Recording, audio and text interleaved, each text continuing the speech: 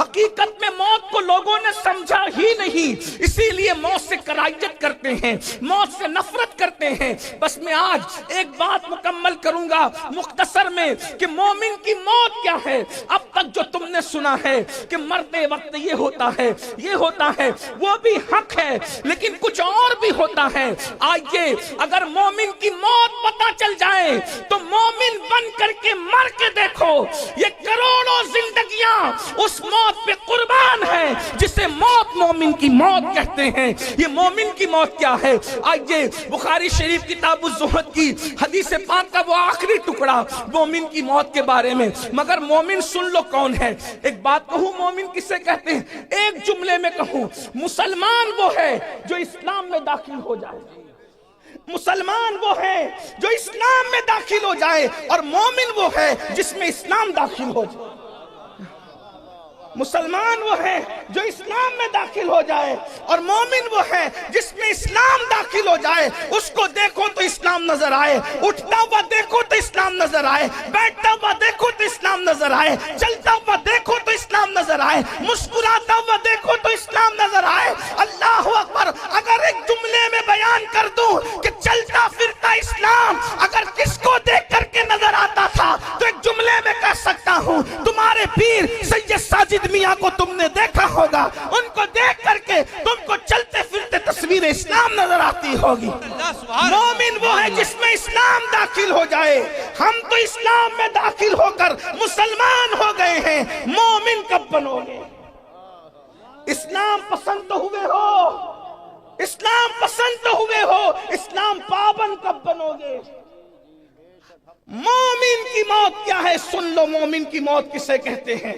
مومن کی موت۔ السلام علیکم ورحمۃ اللہ تعالی وبرکاتہ۔ دوستو آپ جائیے گا نہیں، ویڈیو پھر آپ کی خدمت میں پیش کریں گے۔ جیسے کہ آپ نے سید امین القادری صاحب کی خوبصورت زبان میں یہ بیان سنا، انشاءاللہ پھر آپ کی خدمت میں پیش کریں گے۔ اس سے پہلے آپ سبھی کے حق میں دعا کرتے ہیں کہ اللہ رب العزت آپ کی زندگی میں بہار عطا فرمائے، آپ کو عروج عطا فرمائے اور بلندی عطا فرمائے۔ دیر نہ کرتے ہوئے ویڈیو آپ کی خدمت میں پیش کرتے ہیں۔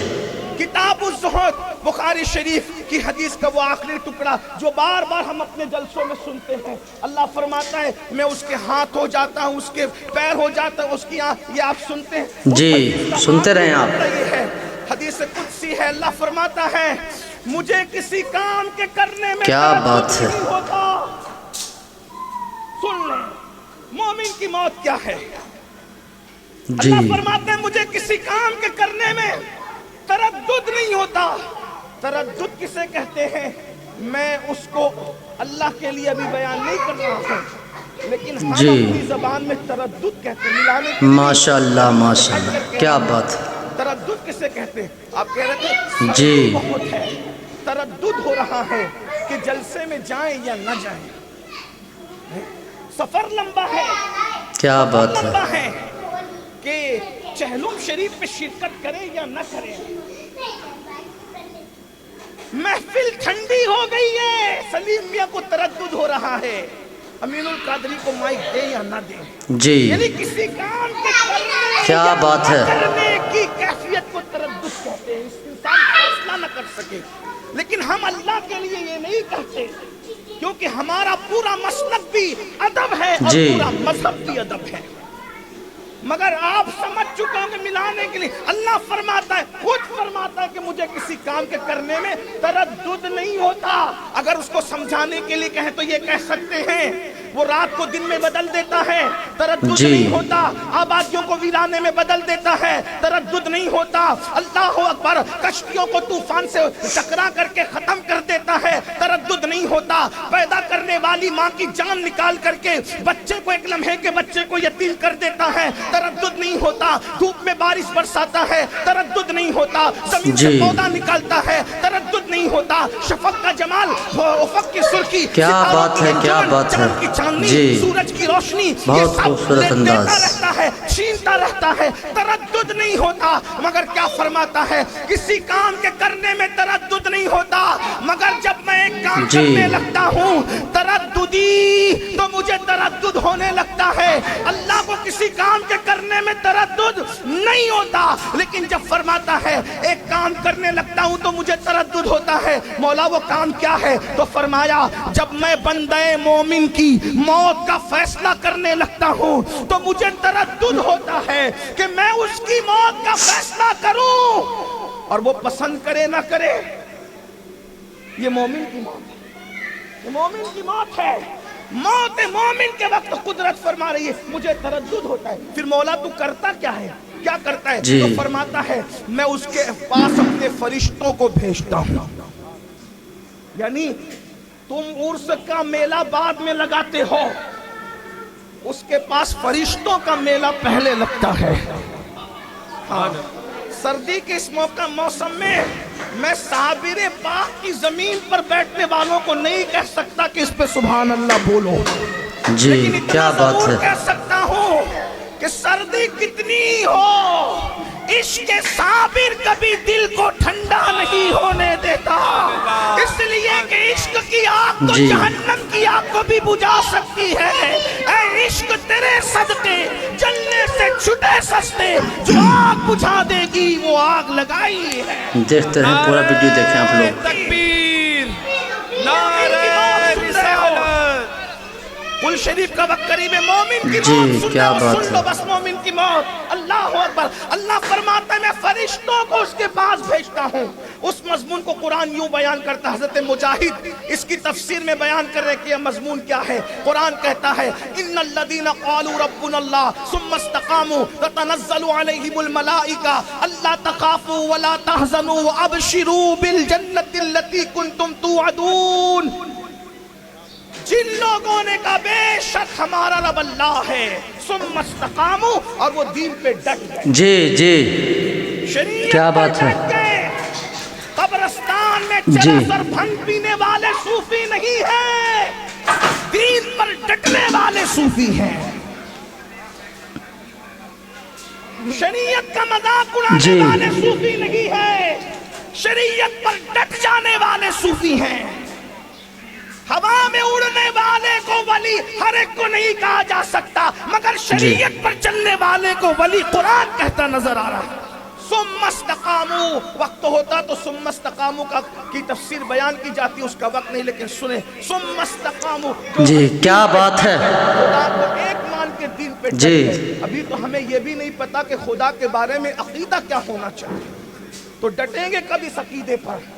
یہاں تو حال یہ ہے کہ ابھی بھی یہ عقیدہ ہے کہ کالی بلی سامنے سے چلی جائے گی تو دن برا گزرے گا, الٹی آنکھی پھڑکے گی تو پتہ نہیں کیا ہوگا. نادانو, ہم وہ لوگ نہیں ہیں, ہم تو وہ لوگ ہیں خیر ہی و شر ہی من اللہ تعالی.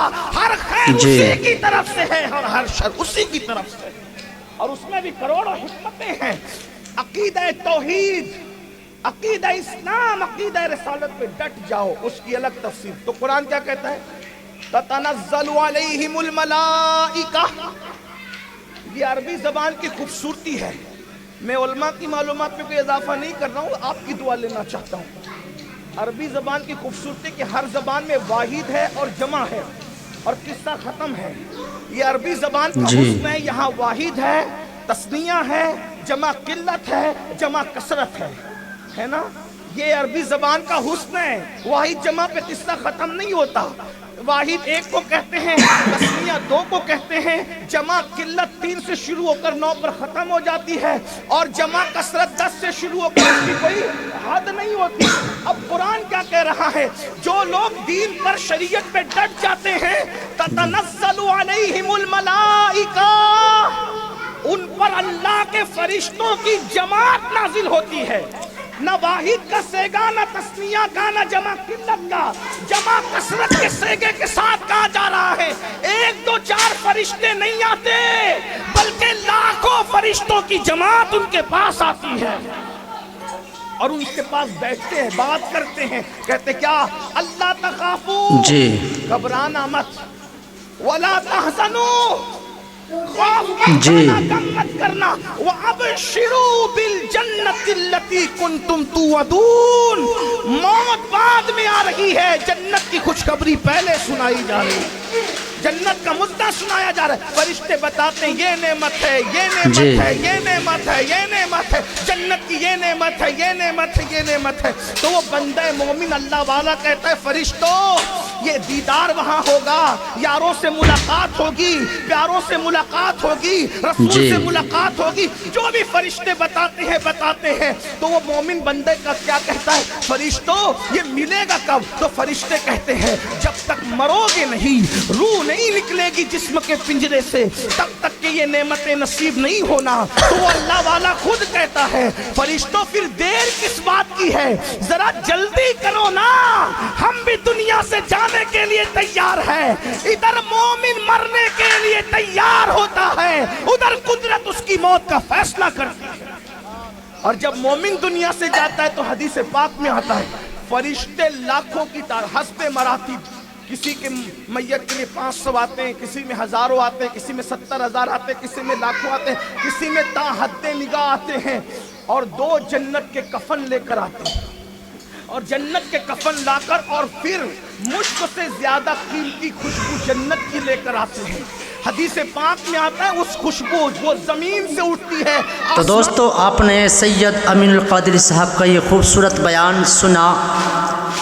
دعا کرتے ہیں کہ اللہ پاک آپ سب کو سلامت رکھے، خوش رکھے، شاد و آباد رکھے.